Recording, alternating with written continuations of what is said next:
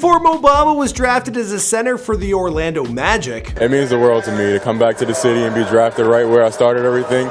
It's just surreal. Before Mohamed Bamba had a social media following of 500,000 Instagram followers, as well as 18.5 thousand on Twitter at the time of this recording. Before Mo Bamba's childhood friend Sheck Wes wrote a viral song named after the basketball star. The song really was about my recruitment, as an artist, and comparing it to like somebody like Mo Bamba's recruitment, who's like a 5-star player from my neighborhood. Yeah, Mo Bamba is the subject of a worldwide rap hit. And he and his pal Sheck Wes, well, they grew up together in New York City's Harlem. They both shared a passion for basketball.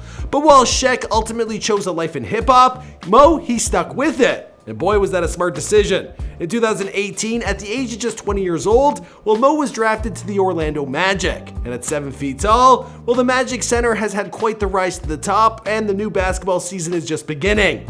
So, you're going to be seeing and hearing a lot more of them. Plus, the song ain't going away. Now, while getting into the NBA is the goal for millions of young kids who are looking to, make a name for themselves on the court, well, Mo, he has had quite the journey. It's one filled with both ups and downs, including a family scandal involving his older brother. What's going on, guys? It's your boy Michael McCrudden, documenting the life and career of Mo Bamba prior to fame, here for you, of course, and before they're famous. Now, I've actually been thinking of a new concept I want to do on this show. You guys know I've talked about a lot of athletes, football, basketball, soccer, but what if I talked about the teams? What if I made it before they were famous on Orlando Magic or the LA Lakers? We could talk about the creation, the origin of the team, how it all came together. I mean, some of these soccer clubs, they're like prehistoric. Anyway, that's just an idea I've been cooking up. Let me know if you're interested. I'll read all your comments down below. Okay? All right, now let's roll that intro.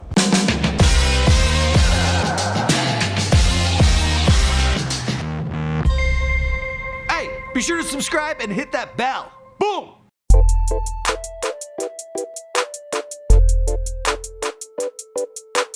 Mo Bamba was born Mohamed Karlaquan Damala Bamba on May 12, 1998 in the Harlem district of Manhattan. Now his parents Lansine and Aminata Bamba, well, they were both immigrants from the Ivory Coast in West Africa who immigrated to the United States just 2 years before Mo was born. Now his grandparents, they were originally from the country of Mali. I'm from Harlem, so it was tough. I mean, there was a lot of gang violence, a lot of poverty, and you're like right in the middle of it. His father took up a job as a New York City taxi driver to provide for his family, but within a year he was robbed at gunpoint, and this caused him to leave the taxi service and switch over to driving limos instead.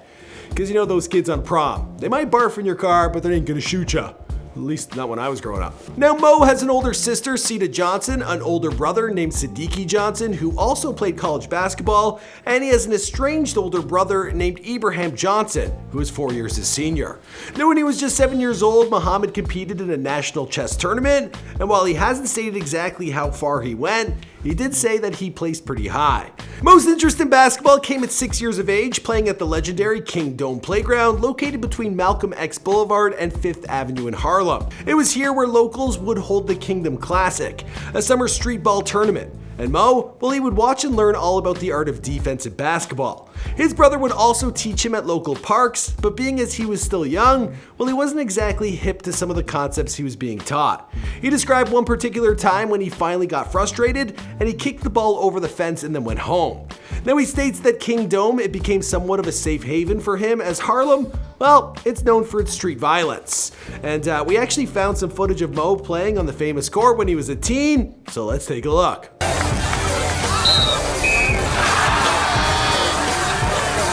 While Mo did come around and develop an interest in the sport over time, he has admitted that his parents did not connect with their son's love of basketball. In fact, he stated, "My parents don't really understand basketball. They get the basic concept of scoring, but they don't really have a true concept of it, and I really don't mind. Some parents can get real crazy with their kids' sports." I know what he's talking about. My dad's soccer crazy. When I was a kid, he made me kick a ball against the wall like 1,000 times. And at like 900, I just quit. And then I went into theater.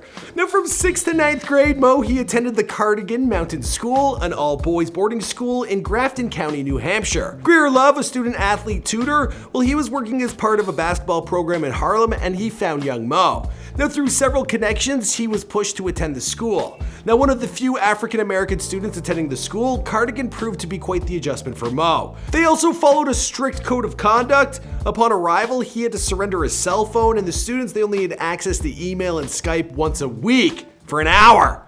Talk about torture. On top of this, they weren't allowed to wear jeans, they weren't allowed to have earrings, and they were prohibited from eating candy. Yeah, despite the straight rules, well, he did find some positive in this experience. Many of the students' parents, they were highly successful in their chosen fields, and he took every opportunity to speak with them about their journeys. In fact, he stated, "My classmates were the sons of doctors and lawyers and CEOs. I was blown away every time I met their parents. I'd ask weird questions that you normally wouldn't think to ask. What did you major in? Or is there any advice you have? That kind of stuff. You're around that success so much that you want to be like that. You want that success for yourself." Teachers seem to have loved Mo, and we actually found a clip of one of the Cardigan staff members giving him praise. First time I met him, he showed up in the dining hall to sit with me at the table, and literally everything stopped. You could tell he's a pretty special kid right away. Mitchell, the CEO of a boys club, made a call to get Mo into Westtown School in the Quaker town of Westtown, located just outside of Philly. In 2016, he began his education at the school, with its Quaker values meaning that everybody was to be treated equally. But in order for him to play basketball, well, Mo, he had to excel in academics. His teachers were incredibly blown away by some of his assignments, including a paper he turned in on environmental injustice about his hometown of Harlem, New York. From here, his basketball career was truly beginning to take form. It was during his sophomore year that Mo began investing his time in the sport, studying the maneuvers of some of the greats, including Tracy McGrady, Anthony Davis, and Shaq. The young man would average 14 points, 11 rebounds, and 6 blocks per game. In my opinion, probably the best player in our class. He has done things that in games that I've not experienced or not seen. As a result of his top shelf performance on the court, well, he was ranked one of the top recruits of his class by the end of his high school career. Now, coaches from all over the country, they flew to see the young man at work, and soon enough, Mo was being looked at by scouts from Kentucky, Duke, Michigan, and Texas. Gotta feel good. Following his time at Westtown, well, Mo, he chose to go to the University of Texas, and he was poised to play for the Longhorns during the 2017 to 2018 season. But it was here that he hit a roadblock. Mo's half-brother, Ibrahim, he released a 2-minute video over Facebook detailing alleged dealings Mo had with Huron Capital, an investment firm out of Michigan. Here comes the scandal. I'm about to expose this now. Tell the truth, the true story, everything, man. The firm supposedly gave Mo benefits such as a television, a bed, $200 a week. They even gave him new teeth if he were to agree to play a season at Texas. In addition to releasing this video, well, it turns out Ibrahim also filed a report with the NCAA. However, the NCAA, they announced that this would not affect his freshman season.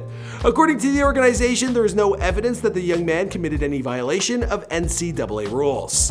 As for Ibrahim, well, it appears that he's gotten in a little trouble himself with the law. Actually, I'm just being nice. That year he was picked up and charged with a number of offenses, which included a hit and run, forgery, petty theft, and possession of drugs in 2 separate states. It appears that he also spent time in the slammer. In November of 2017, well, Mo, he finally made his debut with the Texas Longhorns. Good shall always prevail. Bamba! Oh, my goodness! Over the next few months, Mo would exhibit some of the finest skills on the court that the team had seen in recent years. Playing as a center, he scored numerous records, including a career high with 25 points and 15 rebounds, made in a game against Old Mississippi.